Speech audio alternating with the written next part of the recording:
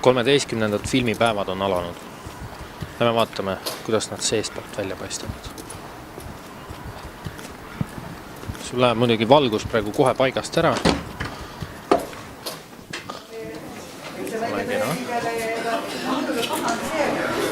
Hoiati mängida, sest Ervo, see režissöör, tema nagu üritab enda nägemust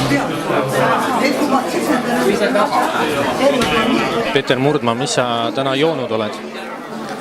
Ma olen joonud täna 2 klaasi vett, 1 limonaadi, 1 klaasi bourjommi, tassi teed ja 6 tassi kohvi. Miks sa üldse korraldad Eesti filmipäevi? Sest ma hoolin. Millest sa hoolid? Ma hoolin Eesti filmist ja Eesti rahvast. Miks peaks seda korraldama?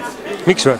Eesti filmipäevi on selleks vaja, et kuna Eesti filmipäevad on selline aegruum, keskkond, kus näeb mingi ühe konkreetse aja jooksul ära valiku Eesti filmi paremikku möödunud aastast ja ka retrospektiivi ja tulevikus ka järjest rohkem enamasi selliseid filmiüritusi, siis selle vajadus oleks nagu selleks, et inimesed nagu saaksid näha tervikuna esiteks kinolinalt, mitte ainult televiisori vahendusel ja teiseks, et sellest tekib ka selline mõttesünergium, et pärast filme saaks arutada ja suhelda filmitegijatega omavahel.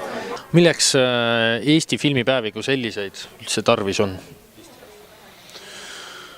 No ma arvan, et kui lähtuda hästi nii utilitaarsest käsitlusest, et sellisel moel ju suur hulk neid dokumentaalfilme, küll need, mis on Eesti lugude tsüklis, need ju jäävad inimestel osaliselt vaatamata, kes on tööl, kes ei pane tähele ühes telekanalis, teises telekanalis, siis nad jooksevad kinos väga ebaühtlaselt, eks ole, siis nad ei jõua üldse mingitesse kaugematesse kohtadesse.